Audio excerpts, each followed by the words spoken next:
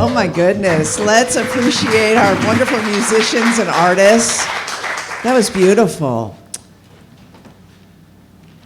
Living in peace, freedom, and power. Do you want that? Yes, thank you. Yes, so do I, so do all of us, right? So living in peace, freedom, and power, our experience today, our conversation, this message is about exploring how those spiritual principles connect to money. So for many people, spiritual seekers will sometimes feel, even a little bit, that spiritual principles and money don't go together. And have you ever experienced that? Yes. Okay, good. We're all in the right place. So to our live stream group, those who are with us virtually, if you've ever experienced that, you've got friends who relate to it. If we have a sense that our spiritual truth is somehow disconnected from our financial lives, it costs us, right? So we might have a sense of worry or concern that kind of squelches the spirit. It could be that our creativity and our collaboration, our desire to get our work out there in the world could feel stifled, could feel kind of blocked. And then often, if we've got upset, concern, distraction, overwhelm about money, we're likely not making the greatest income we could make or having the financial results we desire. And that's not okay, because it's not the truth of who we are. And it's an opportunity for spiritual growth and unfoldment, which I absolutely believe each one of you, each one of you, each one of us can experience. Yeah.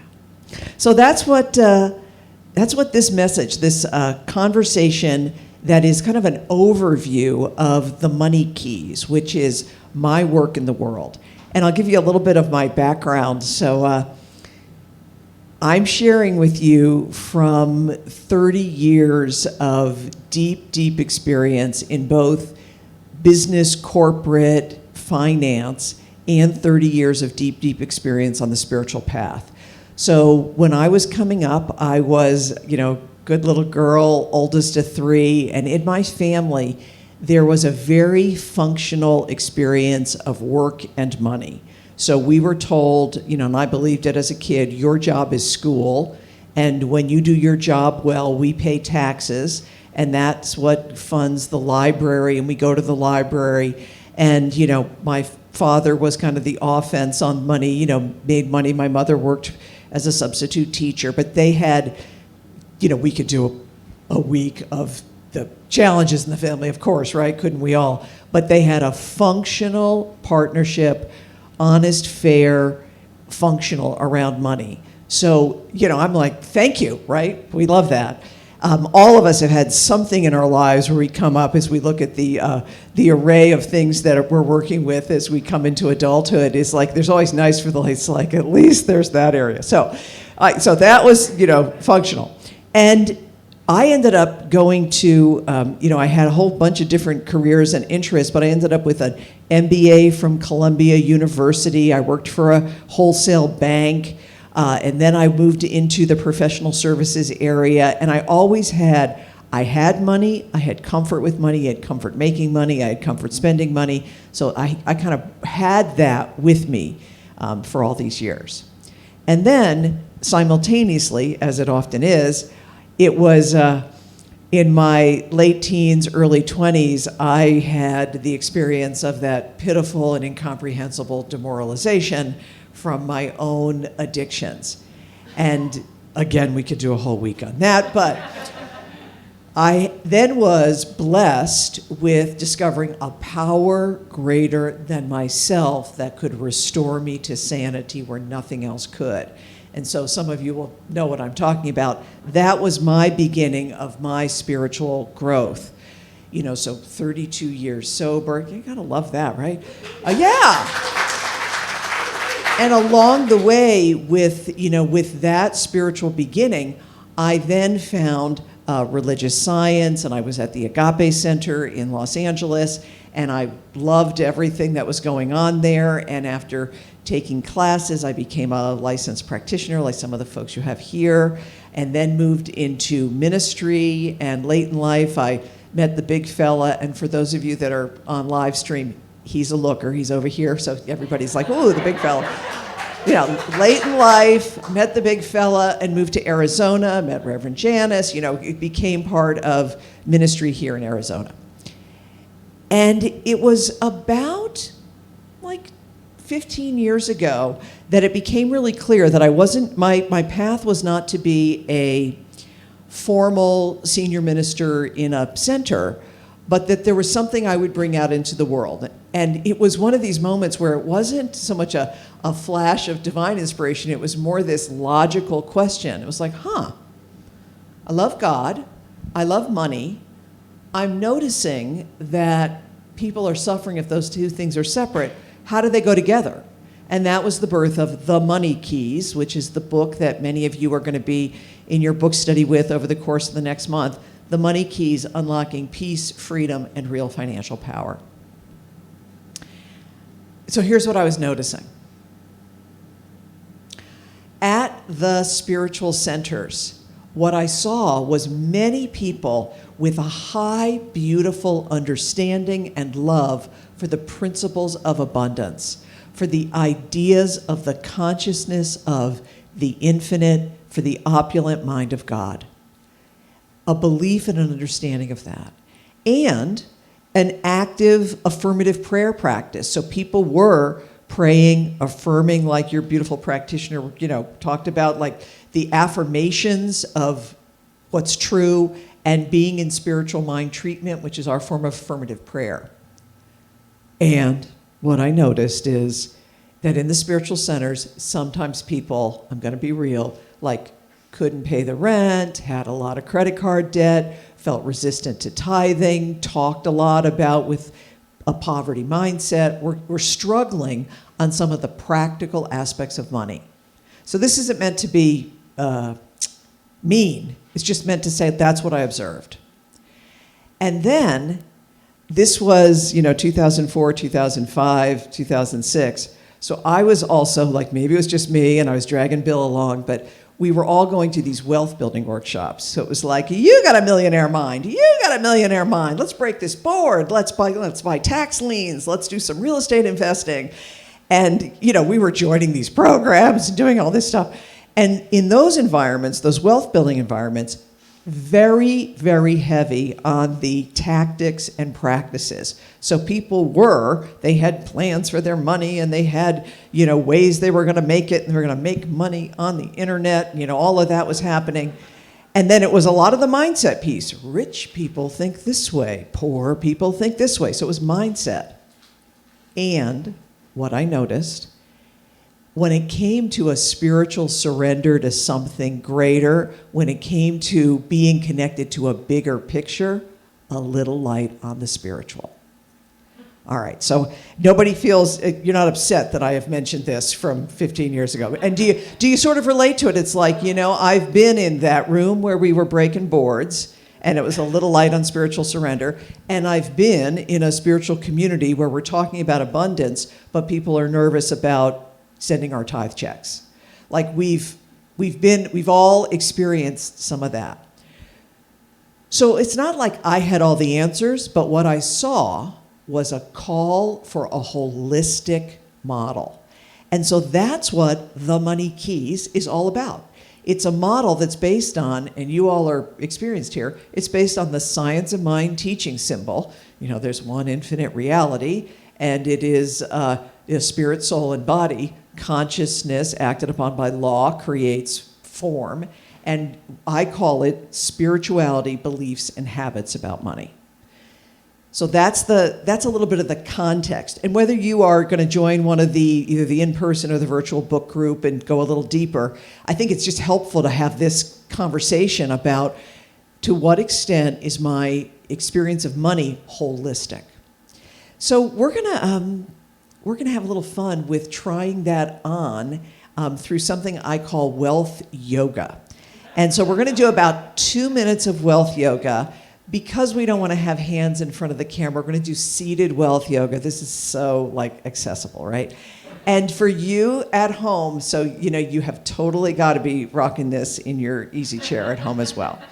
So shake it out a little bit. Yoga means union. You can all follow along. And what you're going to do is you're going to mirror me. So if I lift this hand, you'll lift the one on this side, which will be for you all. Will be the folks here will be your left hand. Yeah. So lift it up. Yes. All right, good. So you're mirroring me. And I'm going to have you do things with 2 hands. I may be switching because of the microphone, but you'll follow along.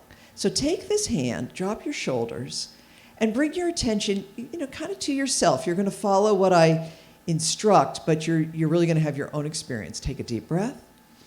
Let it out. Make a little fist with this hand and drop it down to the side. And let it have all the weight it possibly can. So it might even be in front of the seat that you're sitting on. And put your attention slightly down onto that hand. This represents the what so in your individual and our collective money lives right now. So this is the facts, the circumstances, the numbers, the revenue, the margins, the debts, the assets, the investments, the markets, price of gas, what's happening in the world, what so, facts and circumstances. Leave your hand there and take the other hand and start to stretch it up. And you're going to move your attention to that other hand. So you got both hands going. Look up at this one that's up in the air, stretched out. Wiggle your fingers. What this represents is what's possible in your individual and our collective money life. So this represents goals, dreams, desires, possibilities. You might feel a little tension between the two. That's okay. It's good for our muscle tone, and it'll be good for this experience. But feel the goals, the dreams, the contribution, the giving of money. And then move your head back to the center, and we'll hold this tension for just one more moment. And what do you notice is between the what so and what's possible? And here you can just call it out. What's in between? Heart. Yes. Freedom. Yes. It's possibility. It's us. All right, so drop your hands for a second. So here we are in between the two. Take both hands, rise them up, and look up. We are creating our financial, spiritual experience through our spirituality. So we look up, and this is our relationship to the divine. And then put your hands on your solar plexus near your heart. And what this is, this represents our beliefs, our consciousness. And then finally, put a hand out in front like you're on a little keyboard. You can wiggle your toes. This represents your actions, your systems, your tracking with your money, your habits. So these 3 things, our spirituality, rise up, our beliefs, and our habits create our wealth experience. All right, tell somebody I did wealth yoga. I did wealth yoga. You did it too. Yes. Okay. Yeah. So you can kind of feel some things happening. I'm going to just break it down a little bit. I'm going to go into each of those areas and give you a little bit of like a tip or a question for each of these. And what I'd strongly suggest is over the course of the next month, you're going to be hearing messages from Reverend Janice. Some of you will be studying and reading the book. I encourage you over the course of the next month to set goals for this month around your money experience. And for many of you, it's sometimes helpful to have a spiritual goal, like I want to break through something, as well as a financial goal, like I want to break through something, but it's going to look a little bit different. And as I talk about those different parts of what's called the money map, where we did our wealth yoga, you're going to get some ideas for where you can have some goals. So that first piece, what did you feel with that hand was down there? Heaviness. Yeah, heaviness, yeah. And so that, the what so, the facts and circumstances, the key there with facts and circumstances is you want to be accurate and compassionate. So why do we think accurate?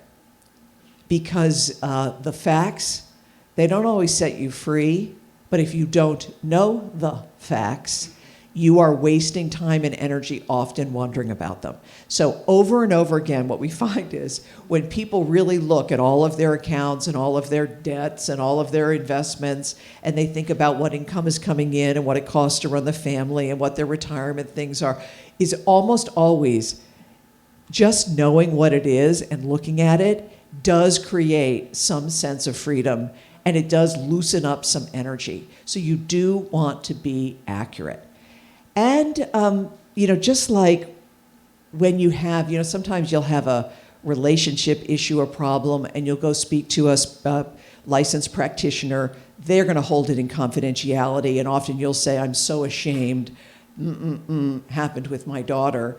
And a good practitioner will be like, oh dear, that happens to everybody. Like there's kind of that moment, or you've probably had that in a 12-step or other kind of thing, whereas people are like, it's just not that bad. And you're a child of God, and we're going to talk about it, we're going to pray for it. And often with money, it's a very similar thing. So, I've had people come and they have a number about their debt, and it's like, you make this much and you got that much debt? Like, this is, no number is too big for the infinite presence of God, but this is really fixable. So be accurate. It can help you. So that might be your goal for this month, is like, I am going to get a login for every single account, and I'm going to look at everything this month. The other piece, why do you think I said compassionate? It's a little interactive today. Why compassionate? No judgment. Yeah. Stop beating up. Exactly. Stop beating yourself up. So we're compassionate about our facts and circumstances because it was the consciousness, the choices, and the activities of up until now that got us here. And, we did the best we could with what we had at the time. And, compassion is the love of God applied to specific circumstances. Be compassionate with yourself. All right. And then when we had our hands up over here, that was your goals and dreams, what's possible. I like to use the image of the doorway opening up to possibilities in your money life. And with the what's possible, the keys are to be both aspirational and involved.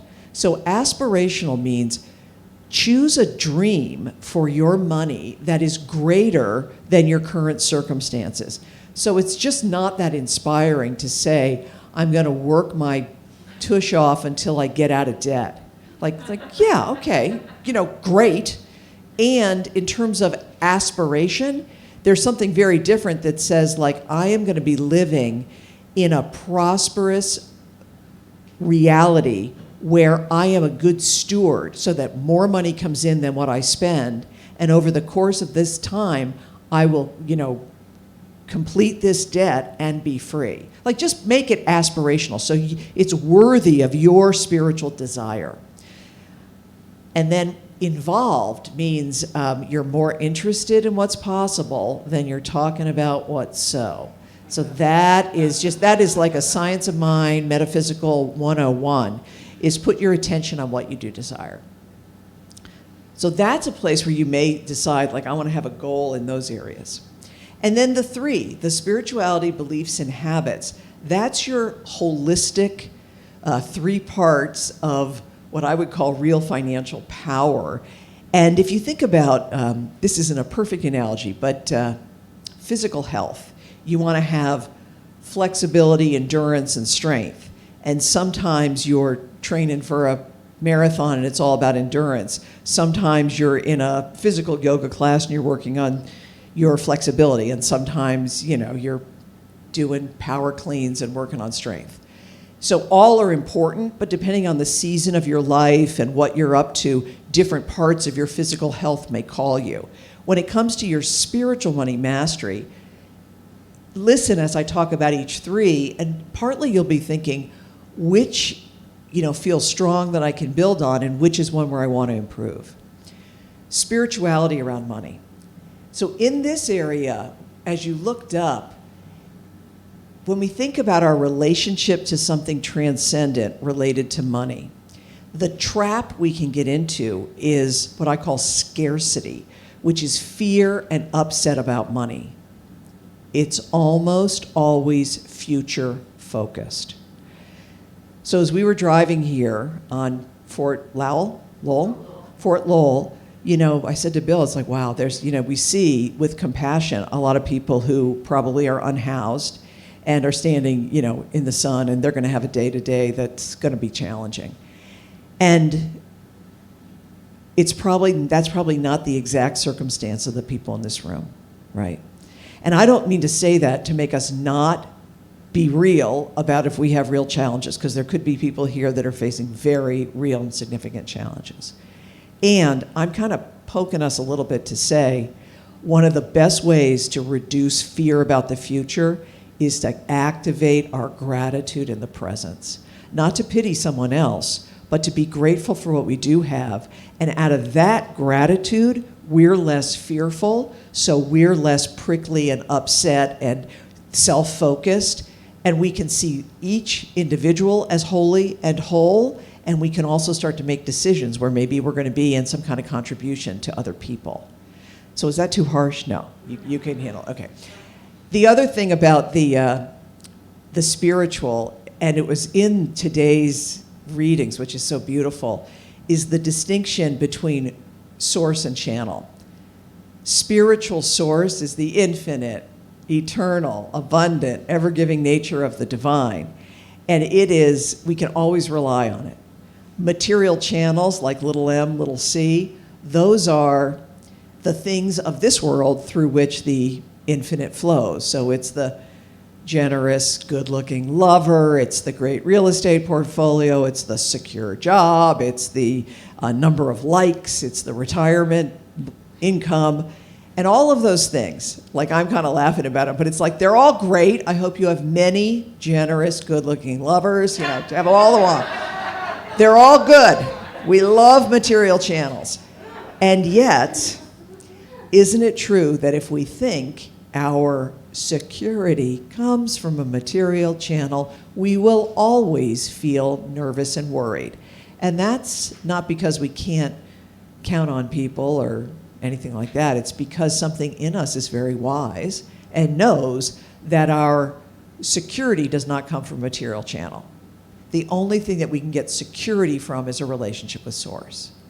So that's kind of like your work in the spirituality area. If you've got fear, deepen relationship with Source, use your spiritual tools. And you'll be hearing much more about that in the coming weeks.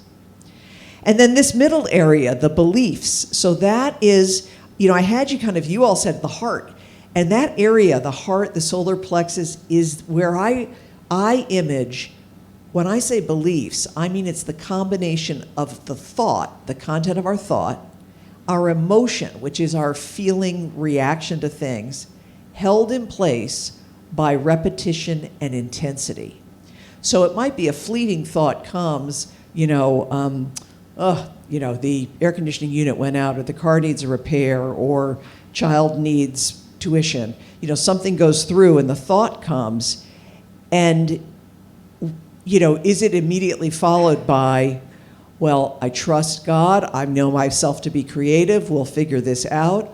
Or does the thought come, everything is wrong with me, I can't get a break, and where do you go with that? So it's the emotion, it's the conversation, it's the frequency, it's the intensity that turns a thought into a belief.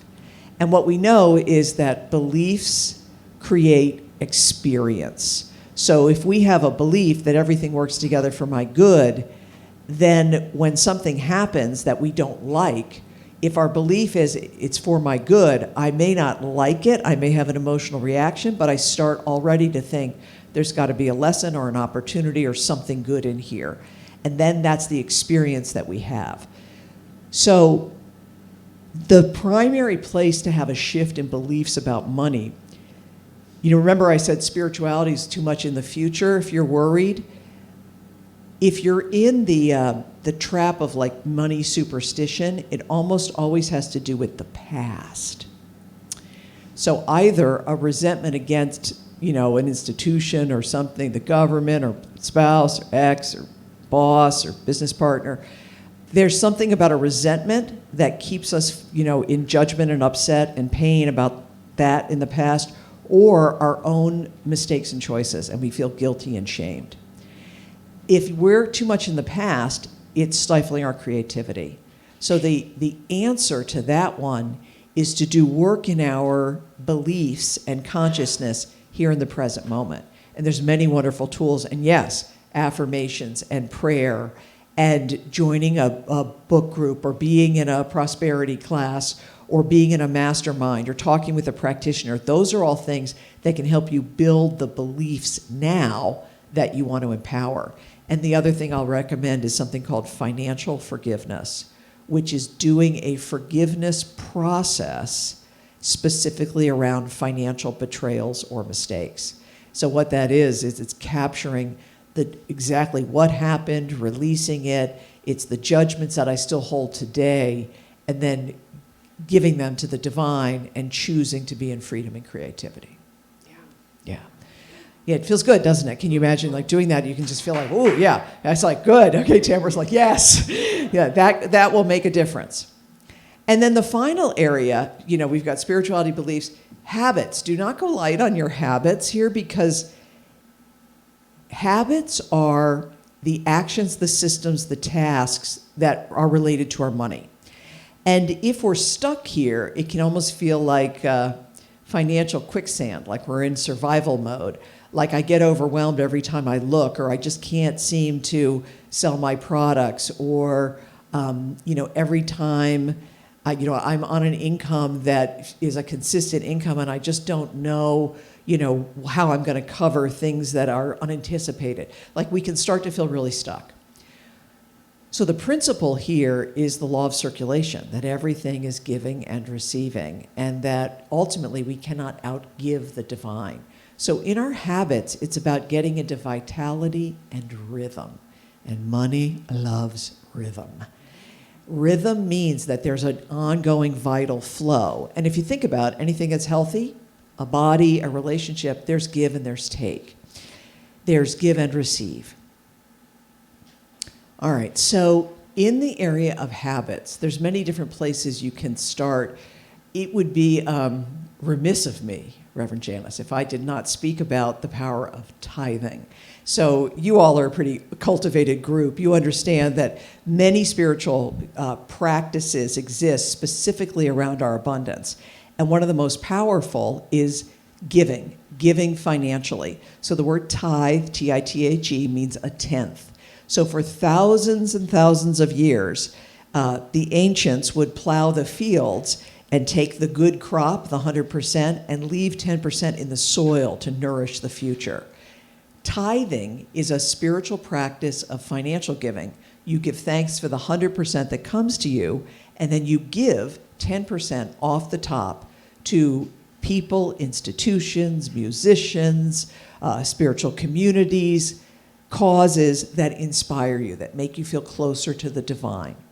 So I have, my tithe check from thank you, Centers for Spiritual Living, Tucson, for having me here. So my ministry business is a for-profit business with the heart of a ministry.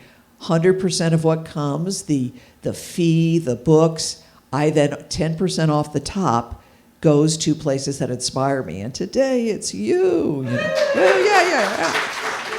Yeah.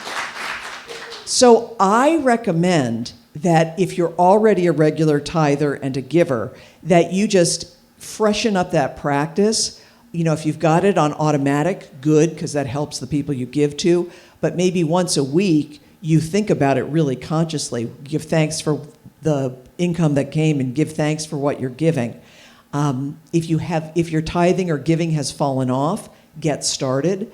And start where you can. Start with what you have. If you didn't tithe, it's not like an accounts payable. It's like if you didn't do your meditation, you don't have to make up those minutes. So start with today and give consistently, give from a sense of gratitude, and give, what you give, don't minimize it. If you're giving 1/10 of 1% or 1% or a symbolic amount, treat it with a sense of reverence, because it is a spiritual practice. So that's one of the beginning ones to get you into more rhythm and flow. Wow, so can you feel it? Do it with me one more time. Spirituality, beliefs, habits, that's your wealth yoga. And so I've given you some things to think about. My encouragement here is that you choose a particular goal or intention for over the course of the next 4 or 5 weeks of something to break through and something to break through. So a spiritual thing to have a different insight on, to get closer to the presence of God about a certain issue, and then also choose a practical thing. So, you know what, I want to complete this issue with Mother's estate that needed to be completed, or I want to make good on a debt that I owe a friend, or I want to do a financial forgiveness process about my ex. Like, have some practical things that you want to do as well. All right, so can you feel it? Can you feel like the benefit of a holistic approach to your money? And also feel like how close, you see, when we have a spirituality about money that is in line with the divine, we feel inspired and peaceful. And when our beliefs are in line with the truth of who we are, there is freedom and creativity. And when our habits are in the flow, we do feel circulation possibility. So I know that your next month and every moment is filled with abundance and good. So thank you so much. We're going to pray about it, but let's say thank you. Yeah. Okay. So let us turn within. And I invite you to soften the eye, relax the body. Just allow such appreciation for the energy and the inspiration that you have received today. And we pray. So how grateful I am to recognize that the infinite presence of God, the divine, is the one spiritual source, all-powerful, ever-present, ever-intelligent, revealing itself as wholeness and abundance, as love and freedom, as truth and beauty, as me, as each in this beautiful community, and as all. So every person, place, thing, situation, and circumstance of our individual and collective lives is held up in this prayer. And in this place of unity with the good, I speak a word this day. I claim and know that for every individual connecting with this conversation, this message about a holistic approach to spirituality and money, that there is more peace so that we are a beneficial contributor to all of life. There is greater freedom so that we have choices and opportunities to share, to give, to grow. And there is more financial flow that we give generously, we receive graciously. And because we are blessed, filled up, abundant, and free, we are a blessing to the world in all the ways we need to be. I give thanks for what is revealed in this prayer, for everyone who has placed a desire into the ministry of prayer here. I know that these prayers are lifted up. I am grateful for the law that says yes upon this word. We give thanks, we let it be, the word is released, all is well, and together we say, and so it is.